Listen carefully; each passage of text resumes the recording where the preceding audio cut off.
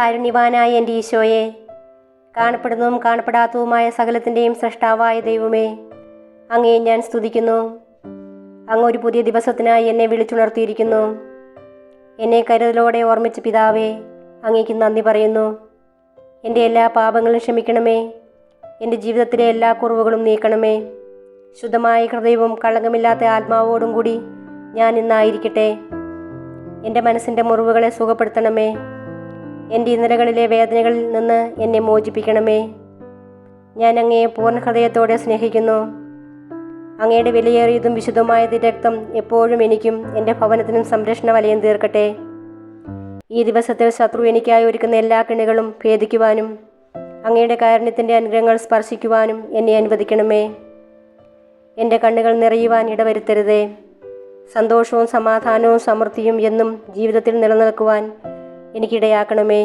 ആമേൻ. പ്രഭാഷകന്റെ പുസ്തകം 5-ാം അധ്യായം. സമ്പത്തിൽ ഗർവരുത്. സമ്പത്തിൽ ആശ്രയിക്കരുത്. എനിക്ക് മതിയാവോളമുണ്ടെന്ന് മേനി പറയുകയും അരുത്.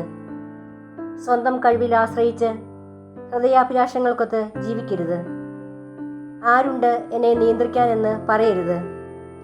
കർത്താവ് നിന്നെ ശിക്ഷിക്കും, തീർച്ച. പാപം ചെയ്തിട്ട് എനിക്കെന്ത് സംഭവിച്ചു എന്നും പറയരുത്. കർത്തൃകോപം സാവധാനമേ വരൂ. ക്ഷമിക്കുമെന്നോർത്ത് വീണ്ടും വീണ്ടും പാപം ചെയ്യരുത്.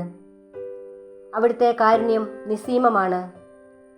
അവിടുന്ന് എൻ്റെ എണ്ണമറ്റ പാപങ്ങൾ ക്ഷമിക്കുമെന്നും പറയരുത്. കാരുണ്യത്തോടൊപ്പം ക്രോധവും കർത്താവിലുണ്ട്. അവിടുത്തെ ക്രോധം പാപികളുടെ മേൽ പതിക്കും. കർത്താവിലേക്ക് തിരിയാൻ വൈകരുത്. നാളെ നാളെ എന്ന് നീട്ടിവെക്കുകയുമരുത്.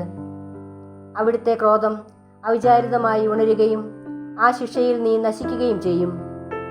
വ്യാജം കൊണ്ട് നേടിയ ധനത്തിൽ ആശ്രയിക്കരുത്. ആപത്തിൽ അത് ഉപകരിക്കുകയില്ല. ഇന്നത്തെ വചനം: ദൈവഭയമുള്ളവനായിരിക്കുക, അവിടുത്തെ കൽപ്പനകൾ പാലിക്കുക. മനുഷ്യൻ്റെ മുഴുവൻ കർത്തവ്യവും ഇതുതന്നെ. നല്ലതോ ചീത്തയോ ആയ ഏതു നിഗൂഢ പ്രവൃത്തിയും ദൈവം നീതിപീഠത്തിന് മുൻപിൽ കൊണ്ടുവരും.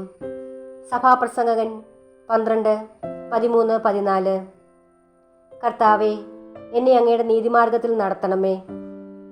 അങ്ങേക്ക് ഇഷ്ടമല്ലാത്തതൊന്നും ഇന്നെൻ്റെ ജീവിതത്തിൽ സംഭവിക്കാനിടയാകരുതേ. കാരുണ്യപൂർവ്വം ഞങ്ങളെ പരിപാലിക്കണമേ.